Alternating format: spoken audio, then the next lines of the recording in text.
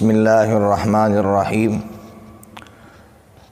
الحمد لأہلہ والصلاة علی اہلہا اما بعد۔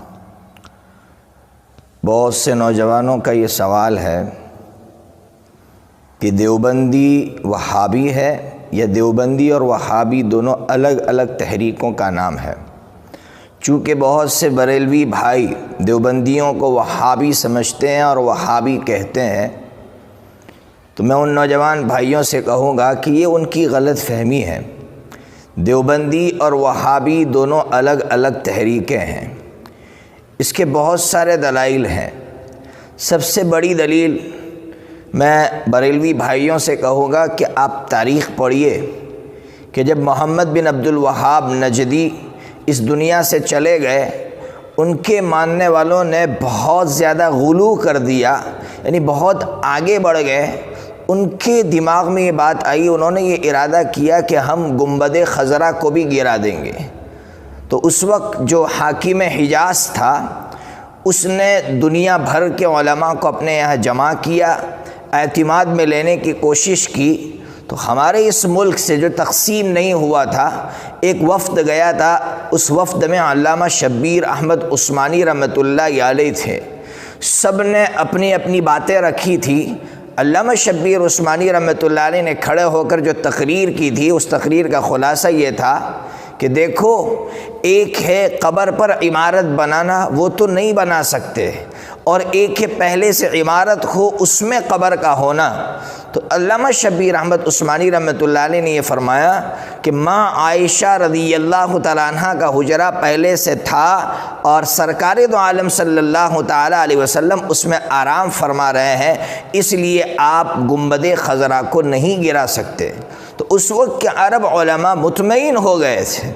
تو میں آپ سے یہ کہنا چاہتا ہوں کہ دیکھو، محمد بن عبد الوہاب نجدی کے ماننے والوں کی رائے تھی گنبد خضرا کو گرایا جائے، اور دیوبندیوں کی رائے تھی کہ گنبد خضرا کو نہیں گرا سکتے ہیں۔ دونوں الگ الگ سوچ کے لوگ ہیں، دونوں الگ الگ رائے کے لوگ ہیں، اس لیے دونوں کو ایک سمجھنا غلط ہے۔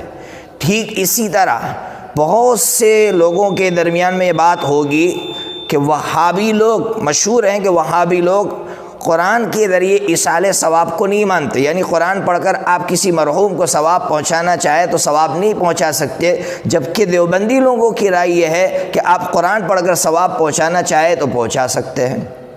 اسی طرح وہابی جو لوگ ہیں، ان کی رائے یہ ہے کہ کوئی شخص اس دنیا سے چلا گیا تو آپ جو ہیں اس کے وسیلے سے دعا نہیں کر سکتے، جبکہ دیوبندیوں کی رائے یہ ہے، دیوبندیوں کا عقیدہ یہ ہے کہ جو شخص اس دنیا سے چلا گیا آپ اس کے وسیلے سے دعا کر سکتے ہیں۔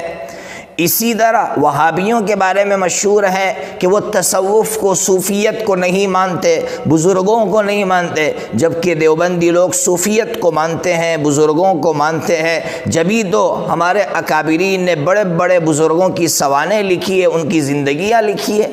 اس لیے یہ خیال غلط ہے کہ دیوبندی اور وہابی ایک ہے، دونوں الگ الگ ہیں۔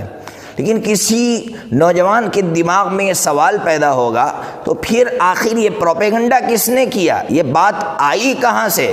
دیوبندیوں کو وہابی کس نے کہا؟ یہ سمجھنے کا پوائنٹ ہے۔ اللہ کرے کہ یہ پوائنٹ سمجھ جائے ہمارے بریلوی بھائی اور آپس کی نفرتیں ختم ہو۔ کیا ہوا؟